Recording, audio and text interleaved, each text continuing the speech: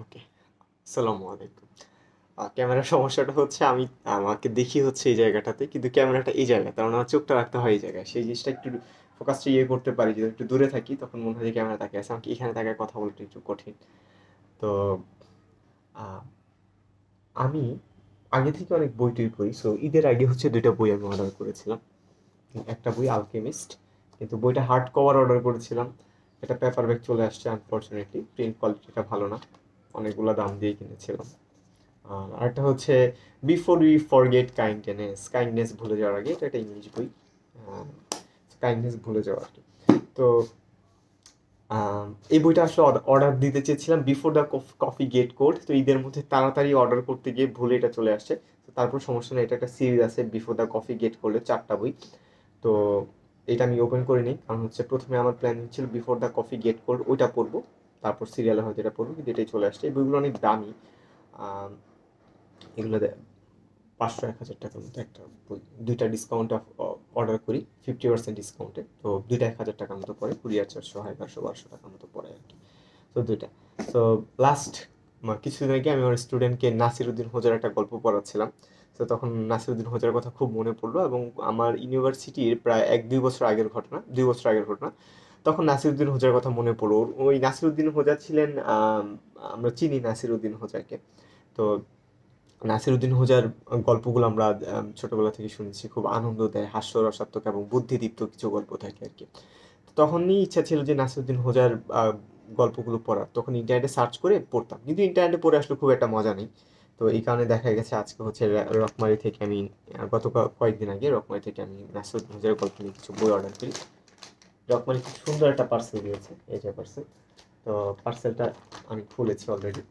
তো এখন আমি এটা যদি আনবক্স করি, তাহলে এটার ভিতরে 3টা বই পাবো। তো প্রথম হচ্ছে দেখেন নাসিরুদ্দিন হোজার এই বইটা। এটা হচ্ছে নাসিরুদ্দিন হোজার একটা গল্প। নাসিরুদ্দিন হোজার গাধার ভিতরে উল্টো হয়ে বসে আছে, যেন তার ছাত্রদেরকে সে দেখতে পায়। এবং আহ, তার প্রত্যেকটা ঘটনা একটু মজার। গাধাটাও দেখেন কি হাসতেছে, এবং বইটার সাইজটা দেখেন। ন্যাচারালি বইয়ের সাইজগুলো হয় হচ্ছে এটা, এই আমাদের বইগুলো, কিন্তু এই বইটার সাইজটা দেখেন, খুব অদ্ভুত রকমের একটা সাইজ, বড়। ভালো লাগছে বইটার সাইজ, একটু পরে আমি করে দেখাবো। আর আরেকটা বই অর্ডার দিই নাসিরুদ্দিন হোজার, মূলত আমার এই বইটার জন্য এই বইটা অর্ডার দেওয়ার কথা ছিল।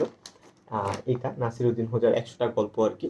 তো পরে আমি ভাবলাম যে আরেকটা বই অর্ডার দিই, একটা তো অর্ডার দেওয়া যায়, পরে আমি এই বইটা এটা অর্ডার দিলাম। এটা হচ্ছে হার্ড কভারের বই, খুবই ভালো লাগতেছে এটা পড়তে। ইন্টারনেটে চাইলে পড়া যেত, সবগুলো গল্প হয়তো ইন্টারনেটে পেতাম না, কিন্তু হার্ড কভারে পড়ার মজা একটা আলাদা আর কি। আর এটার সাথে বীরবলের একটা আহ, এটা হচ্ছে ক্যাশ মেমোটা। বীরবলের ছোট্ট একটা বই অর্ডার দিয়েছি আর কি। বীরবল হচ্ছে নাসিরুদ্দিন হোজার মতো, আমি একটু পরে ওদের ঘটনাটা বলবো। তো এটা খুব ছোট, বইটার সাইজটা দেখেন বাচ্চাদের মতো, গাছটার শেপ। তারপর আমি ভিতরে কি আছে একটু পর দেখাবো। সো এই হচ্ছে আমার 3টা বই অর্ডার দেওয়া। এই 3টা বই অর্ডার, কুরিয়ার চার্জ সহ 550 টাকা লেগেছে আর কি। আম, তখন জাহাঙ্গীরনগর হলে থাকার সময় এই নাসিরুদ্দিন হোসের বইগুলো অর্ডার করতে চেয়েছিলাম, কিন্তু আনফর্চুনেটলি তখন আমার কাছে টাকা ছিল না। তো ইচ্ছা থাকলে আসলে সবসময় স্বাদ পূরণ করা সম্ভব হয় না, কিন্তু এখন টাকা হয়েছে। এখন সবকিছু everything is going to be okay, সবকিছু ঠিক হয়ে যাচ্ছে আস্তে আস্তে। তো এখন বইটি অর্ডার করছি আর কি। তো নাসিরুদ্দিন ও হোজার একটা কমন গল্প, আমরা যখন কলেজে থাকি বা স্কুলে থাকি শুনেছি। আমি নাসিরুদ্দিন হোজার গল্পগুলো বলবো প্রথমে, তারপর হচ্ছে বীরবল কেন প্রাসঙ্গিক ক্রমে চলে আসে এটা নিয়ে কথা বলবো। এই যে নাসিরুদ্দিন হোজার একটা হচ্ছে স্কুলে যখন পড়তাম গল্প ছিল, আমাদের ইন্টারমিডিয়েট একটা গল্প ছিল। গল্পটা ছিল এরকম যে একটা ভিক্ষুক নাসিরুদ্দিন হোজা একদিন বাড়িতে স্টেয়ার মানে সিঁড়ি দিয়ে হচ্ছে মই দিয়ে হচ্ছে উপরে উঠে কাজ করছিল, তখন একটা ভিক্ষুক তাকে ডাক দিল, আপনি একটু নিচে নামেন, আপনার সাথে কথা আছে। তখন নাসিরুদ্দিন হোজা যখন নিচে নামলো, তখন ওই ভিক্ষুকটা তাকে বলল যে আমাকে কিছু টাকা দেন, আমি খুব অভাবের মধ্যে আছি। তখন নাসিরুদ্দিন হোজা, নাসিরুদ্দিন হোজা বা নাসিরুদ্দিন মোল্লা সাহেব ওনাকে অনেকে বলে, দেখবেন যে মোল্লা নাসিরুদ্দিনের গল্প কিন্তু লেখা। তো তখন উনি একটু বিরক্ত হলেন এই ছোট্ট কথাটার জন্য, ওনাকে নিচে নামালেন, নামিয়ে কথাটা বললেন, উপর থেকেই তো বলতে পারতেন। তো নাসিরুদ্দিন হচ্ছে বিরক্ত হয়ে ওনাকে আহ, সুন্দর করে বললেন যে আপনি আমার সাথে উপরে আসেন, সিঁড়ি বেয়ে। তো উপরে উনি আসতে বললেন, তো ওই ভিক্ষুক লোকটা যখন তার সাথে সিঁড়ি বেয়ে উপরে উঠলো, ওঠার পর উনি বললেন যে আমার কাছে টাকা নাই, আপনি চলে যেতে পারেন। এটাকে বলে টিট ফর ট্যাট, যেমন কর্ম তেমন ফল। এইটা হচ্ছে এমন গল্প। তো এই গল্প থেকে নাসিরুদ্দিন হোজা সম্পর্কে জানতে পারি, এবং নাসিরুদ্দিন হোজা সম্পর্কে অনলাইনে আরো অনেকগুলো গল্প পড়ি, গল্পগুলো আমার কাছে বেশ ভালোই লাগে। ফোকাসটা একটু কম হয় কেন?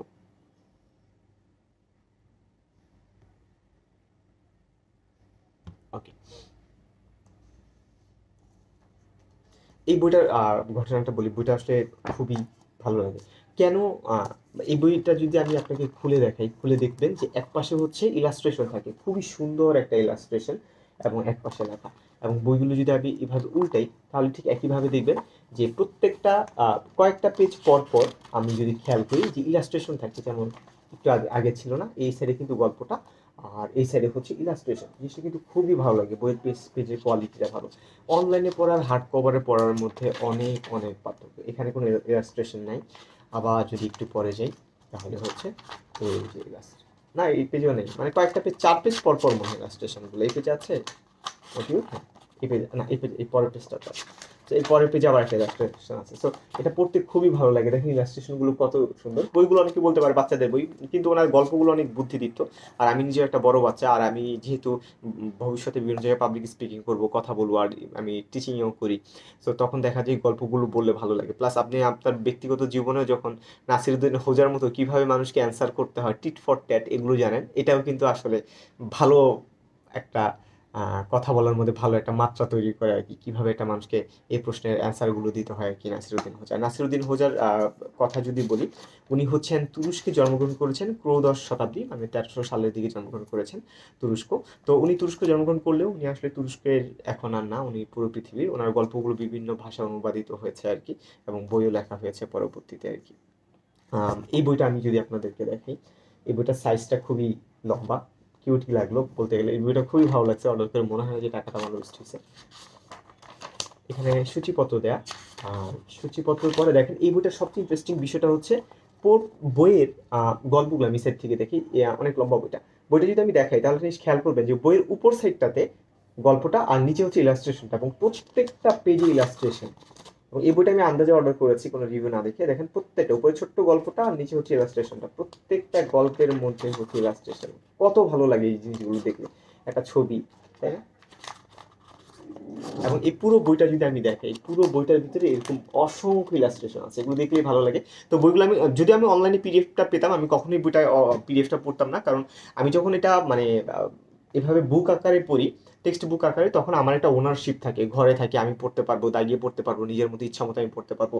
প্লাস হচ্ছে আমি আমার পরবর্তী জেনারেশনের জন্য, আমার ভাইয়ের জন্য বা অন্য কাউকে আমি দিতে পারবো, তারাও পড়তে পারবে। ফ্যান বন্ধ তো একটু গরম লাগতেছে আর কি। এটা খুবই ভালো লাগলো এই বইটা। এই বইটা দেখে, এটা হচ্ছে বীরবলের গল্প। কেন বীরবলের বই অর্ডার করছি এটাও বলবো আমি আপনাদেরকে। এই যে এটাতে কিন্তু ইলাস্ট্রেশন আছে, দেখেন এই শেষে একটা ইলাস্ট্রেশন, শুরুতে কিছু নাই। তো প্রত্যেকটা পেজ যদি আমি উল্টাই দেখবেন এক সাইডে গল্প এবং এক সাইডে ইলাস্ট্রেশন। বিষয়টা কিন্তু খুবই ভালো লাগে, তাই না? আমি আবারও উল্টাচ্ছি। দেখেন এক সাইডে গল্প এবং এক সাইডে ইলাস্ট্রেশন। এই বইটা খুবই খুবই কিউট। মাত্র 20 টাকা এই বইটার প্রাইস। খুব কিউট, ভালো লাগে, ভালো লাগছে আর কি। প্রত্যেকটা তো এইভাবে অনেকগুলো গল্প আর কি, গল্পগুলো পেয়েছি। বীরবলেরটা কেন অর্ডার দেওয়া, নাসির উদ্দিন, আমরা অনেক সময় গোপাল ভাঁড়ের নাম শুনেছি। সো গোপাল ভাঁড়, গোপাল ভাঁড়ের দেখবেন অনেক ইন্টারেস্টিং গল্প থাকে, এবং এই টিট ফর ট্যাট টাইপের গল্প থাকে, অনেক বুদ্ধিদীপ্ত অ্যান্সার দেয়। কেউ কারোর সাথে অন্যায় করলে সে অন্যায়ের প্রতিবাদ করে কিভাবে একটা উত্তর দিতে হবে, সেটা হচ্ছে গোপাল ভাঁড় হচ্ছে সেই উত্তরগুলো দিয়ে থাকে আর কি। নাসির উদ্দিন হুজার এই যে গাধাটা নিয়ে দেখেন, সে তার স্টুডেন্টদের সাথে যাচ্ছিল, তখন গাধার উল্টো করে সে বসেছে আর কি। তো সে তার স্টুডেন্টদেরকে বলছিল যে আমার স্টুডেন্টরা আমার পিছনে থাকুক, যেটা আমি চাই না, তারা আমার সামনে থাকুক। এই কারণে সামনে তাদেরকে বসছে, যেন তাদেরকে ভালো করে জ্ঞান দিতে পারে, শিক্ষা দিতে পারে, তাদেরকে দেখতে পারে আর কি। তিনি ভালো করে সেই অদ্ভুত কাণ্ডতে বসেছেন আর কি তিনি, সেটা ভালোই লাগে। নাসিরুদ্দিন হোজার চেহারা কেমন জানি না, কিন্তু মোল্লা সাহেব বোঝা যায়। তো এখানে মোটা নাসিরুদ্দিন সাহেব, এখানে চিকন। তো গোপাল ভাঁড়ের কথা বলছিলাম, গোপাল ভাঁড় কিন্তু কোনো বাস্তবিক কোনো চরিত্র না। নাসিরুদ্দিন, মোল্লা সাহেব এবং বীরবল বলের মতো যে চরিত্রগুলো ছিল, বীরবল সম্পর্কে যদি বলি, বীরবল হচ্ছে সম্রাট আকবরের সভাসদ। সম্রাট আকবরের একজন খুবই ঘনিষ্ঠ লোক ছিলেন, মানে ঘনিষ্ঠ লোক ছিলেন যে বীরবলের বুদ্ধিদীপ্ত বিভিন্ন আচরণ এবং উত্তরের কারণে সম্রাট আকবর হচ্ছে বীরবলকে খুবই পছন্দ করতেন। এই বইয়ের বীরবল সম্পর্কে আমি কিভাবে জানি এটা আমি বলবো। এই বইয়ের একদম শেষে বীরবল নিয়ে কিন্তু একটা গল্প আছে, না ছুঁয়ে ছোট করার গল্প। এই গল্পটা আমি প্রায় আমার স্টুডেন্টদেরকে বলি, আমি আমার নিজেকে বলি। সেটা হচ্ছে আম, গল্পটাতে সম্রাট আকবর অনেক বুদ্ধিমান একজন মানুষ ছিলেন, জ্ঞানী মানুষ ছিলেন। তো তিনি তার সভাসদের সবার বুদ্ধিটা আসলে যাচাই করার জন্য একদিন কি করলেন, সবাতে একটা দাগ দিলেন, দাগ দিয়ে বললেন যে এই দাগটা কেউ কি ছোট করতে পারবে, না ছুঁয়ে ছোট করতে হবে। তখন সবাই চেষ্টা করলো, কেউ যারা একটু অল্প বুদ্ধি আছে তারা বললো যে জাহাপানা, এই দাগটা হাত দিয়ে হাত দিয়ে ছুঁয়ে মুছতে না দেন, অ্যাটলিস্ট কাপড় দিয়ে তো ছুঁয়ে মুছতে দিবেন ছোট করার জন্য। তো তারপর সম্রাট আকবর যখন বীরবলের দিকে তাকালেন পরে বীরবল বললেন যে আমি চেষ্টা করে দেখতে পারি আপনার এটা কিভাবে ছোট করা যায় আর কি দাগটা। তারপর তিনি আসলেন, তিনি ওই ছোট দাগটার সামনে এসে বিশাল বড় একটা দাগ টেনে দিলেন। এটা খুব বুদ্ধির একটা গল্প, বুদ্ধিদীপ্ত একটা গল্প। এটা দ্বারা বোঝানো হয়েছে যে মানুষকে আসলে আহ, বড় হতে হলে আসলে মানুষকে ছোট করার প্রয়োজন নেই। আপনি নিজে বড় হলেই ওই মানুষটা অটোমেটিক আপনার থেকে পিছিয়ে যাবে। তাকে ছোট করে ক্ষতি করে কেউ আসলে বড় হওয়া যায় না। খুবই বুদ্ধিদীপ্ত একটা গল্প বাচ্চাদের জন্য। আরেকটা বই, যে বইটা আমার আসলে এই ধরনের গল্পের প্রতি অনুপ্রাণিত করেছে, বইটার কাভার নেই, এইটা হচ্ছে মুসলমানের হাসি। আমি এই বইটাও নিয়ে ভবিষ্যতে করবো আস্তে আস্তে। বইটা আমি দেখি, এটা ছোটবেলা আমার বড় ভাই কিনেছিল। চমৎকার একটা বই, আল্লাহ, এই বইটা এত ভালো। এটা ছোটবেলা যে পড়েছি আমি, আমার একদম ছোটবেলা পড়েছি, তখন একটু রিডিং করতে পারতাম।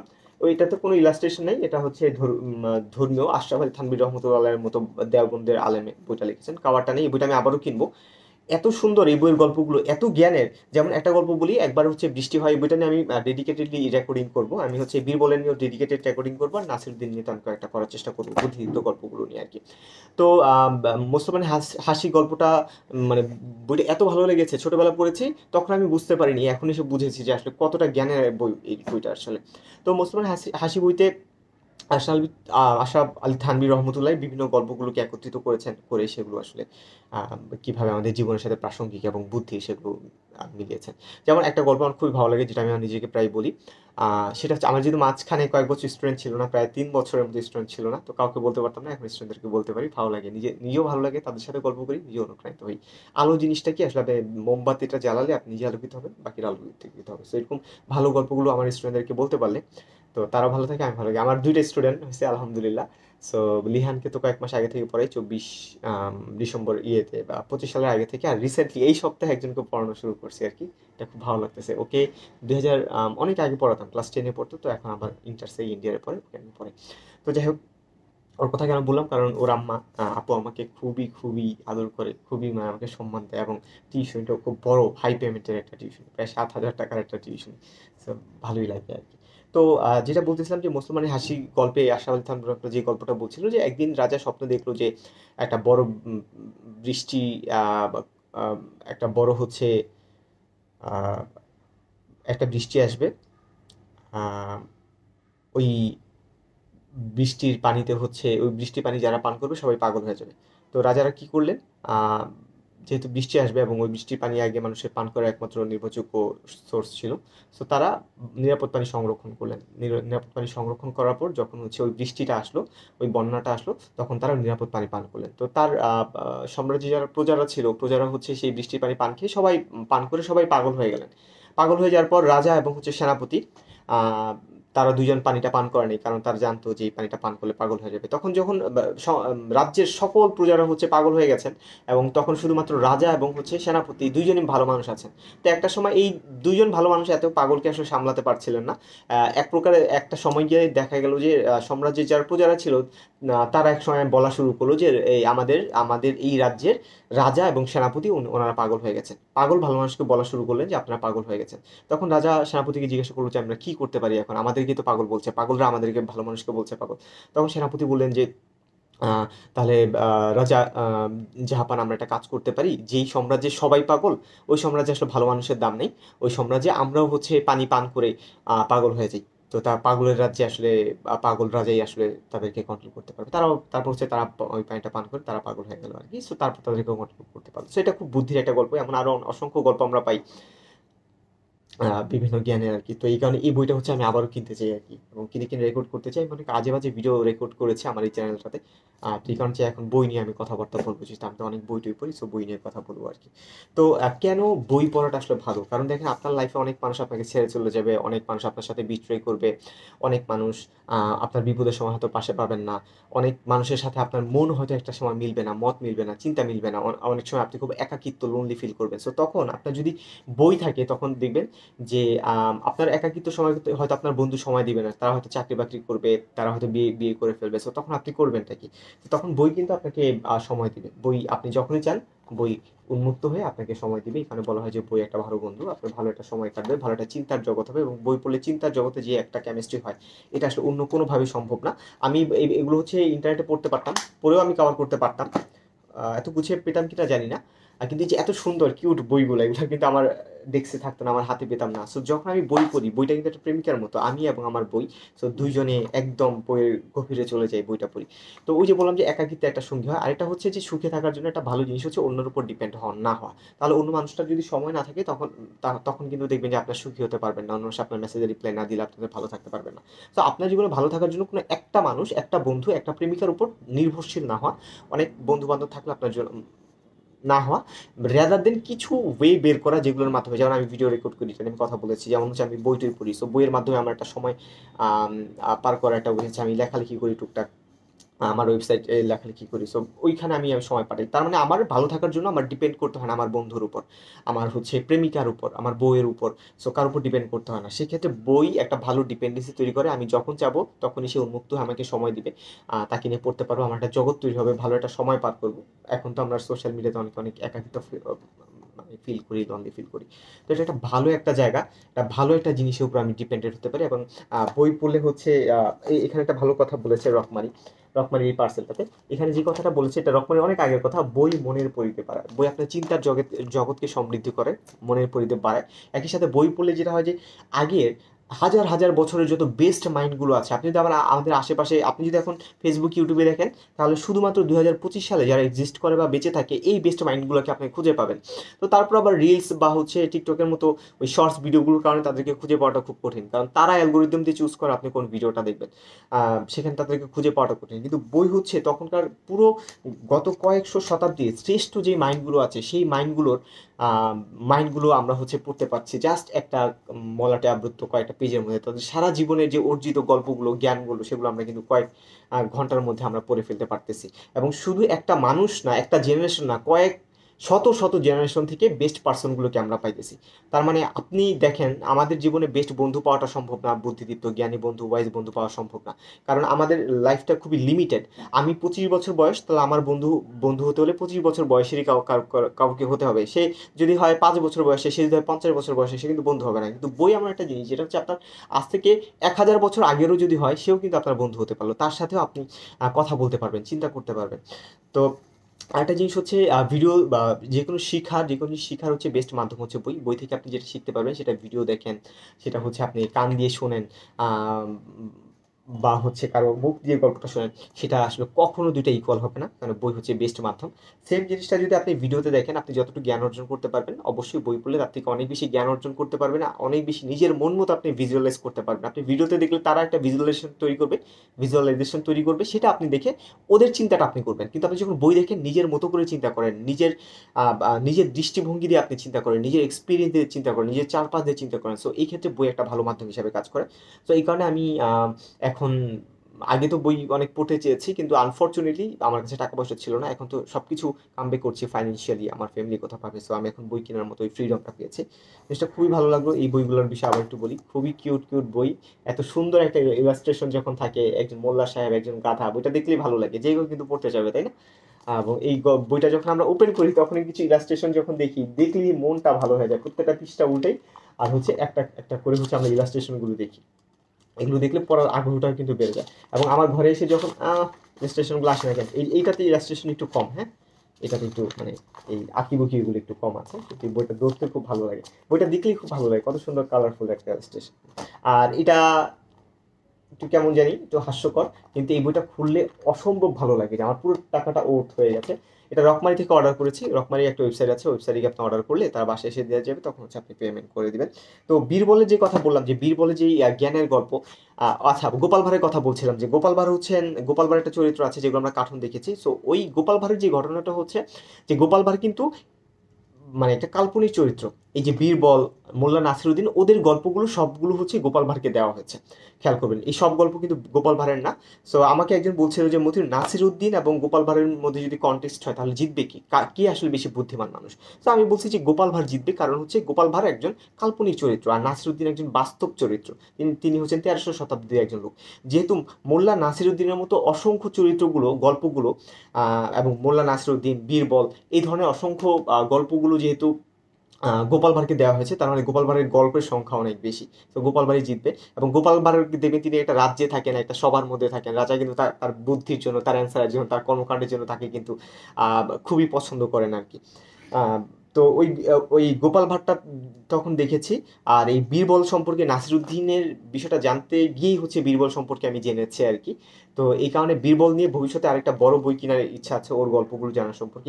এই গল্পগুলো জানলে আমি নিজেও যখন আমার বন্ধুদেরকে যখন কোনো অ্যান্সার দিতে হয়, তখন সেই অ্যান্সারগুলো এই গল্প থেকে আমি দিতে পারি। এটা ভালো হয়, বই পড়লে আমার জ্ঞান বাড়ে। সো আমার জ্ঞান এবং বইয়ের জ্ঞান দুইটা দিয়ে আমি একটা অ্যান্সার দিতে পারি, আমি স্টুডেন্টদেরকে অনেক এক্সাম্পলে কথা বলতে পারি। আপনি আসলে কথা কিভাবে বলেন, এটাই হচ্ছে আপনার মানুষ। আপনি কথা কিভাবে বলেন তার মানে আপনি কিভাবে চিন্তা করেন, আপনি চিন্তা কিভাবে করেন, এটা মিন করে আপনি আসলে মানুষটা কেমন, আপনার জ্ঞানের গভীরতাটা আসলে কতটুকু। সো বই পড়লেই চিন্তার গভীরতাটা আসলে বৃদ্ধি পায়। সেই ক্ষেত্রে আহ, সেই চিন্তাটা যদি হয় একটু হিউমারাস, হাস্যরসাত্মক, বুদ্ধিদীপ্ত, তাহলে তার কোনো কথাই নেই। তো খুবই ভালো লাগছে। বইটা পেতে না পেতে হচ্ছে কালকে পরীক্ষা ছিল, সারা রাত ঘুমাইনি। তো বইটা না ঘুমিয়ে পরীক্ষা দিয়ে এসেছি, এসেও আমি এত এক্সাইটেড, না ঘুমিয়ে বইয়ের কতগুলো গল্প পড়া শুরু করলাম। এই বইটা এত কিউট যে আমি বইটা শেষ করতে যাচ্ছি না, যে শেষ হলে তো শেষ হয়ে গেল, একটা একটা করে র্যান্ডমলি পিক করে একটা গল্প পড়া শুরু করছে। আর এগুলো একটু একটু করে পড়বো আর কি। আহ, ভালো লাগছে, যে কারণ হচ্ছে আমার নিজের একটা সুন্দর একটা জগৎ তৈরি হলো। এবং এই গল্পগুলো আমি বিভিন্ন মানুষকে শেয়ারও করতে পারবো, ছোট বাচ্চাদেরকে, বা কথার প্রসঙ্গে বিভিন্ন জায়গায় গেলে, পাবলিক স্পিকিং এ। তো এই জিনিসটা আমার আসলে গল্প বলা, স্টোরি টেলিংটাও তৈরি করবে, প্লাস আমার নিজের চিন্তাটাকে আরেকটু সমৃদ্ধ করবে। সামনের দিকে বই নিয়ে কথা বলবো, এই বইগুলো নিয়ে আমি ইন্ডিভিজুয়ালি রেকর্ড করার চেষ্টা করবো, যে বইয়ের বেস্ট বেস্ট কোন গল্পগুলো আমার ভালো লেগেছে। তো এই পর্যন্তই আজকের মতো। ভিডিওগুলো কেন জানি অনেক বেশি বড় হয়ে যায়, প্রত্যেকটা ভিডিও 20 মিনিটের হয়ে যায় আর কি। আমার চ্যানেলে ভিডিওগুলো মাঝে মধ্যে আমি দেখি, ভালোই লাগে। আজকে একটা ভিডিও দেখতেছিলাম, আলেকজান্ডার দ্য গ্রেটের একটা ঘটনা। তো সেখানে আলেকজান্ডার দ্য গ্রেট যখন ডায়োজেনাসের কাছে যায়, বললো যে 3টা প্রশ্ন নিয়ে যায়। 3টা প্রশ্ন ছিল যে তোমার জীবনের সবচেয়ে গুরুত্বপূর্ণ সময় কোনটা, তোমার জীবনের সবচেয়ে গুরুত্বপূর্ণ মানুষ কোনটা, তোমার জীবনের সবচেয়ে গুরুত্বপূর্ণ কাজ কোনটা। সো ওই ভিডিওটা আমি দেখতেছিলাম আলেকজান্ডার দ্য গ্রেটের, গত বছরের আগের বছর, প্রায় 15-2 বছরের মতো হয়ে গেছে। দেখে খুবই ভালো লাগলো, এত বুদ্ধিদীপ্ত একটা গল্প আমি শেয়ার করেছি। ওই গল্পতে বলছে তোমার জীবনের সবচেয়ে গুরুত্বপূর্ণ সময় হচ্ছে এই মুহূর্তে, তোমার জীবনের সবচেয়ে গুরুত্বপূর্ণ মানুষ হচ্ছে, তোমার জীবনের সবচেয়ে গুরুত্বপূর্ণ কাজ হচ্ছে এখন তুমি যে কাজটা করছো, তোমার জীবনের সবচেয়ে গুরুত্বপূর্ণ মানুষ হচ্ছে এই মুহূর্তে তুমি যে মানুষটার সামনে দাঁড়িয়ে আছো। আহ আমরা অনেক সময় অতীত নিয়ে আফসোস করি, আমরা অনেক সময় ভবিষ্যৎ নিয়ে খুব কনসার্ন থাকি, কিন্তু বর্তমান নিয়ে আমরা কনসার্ন থাকি না, বর্তমান মানুষদেরকে মূল্যায়ন করি না। যখন মানুষগুলো চলে যায় আমাদের জীবন থেকে, তখন আমরা বুঝতে পারি তারা আসলে কতটা ভ্যালুয়েবল ছিল।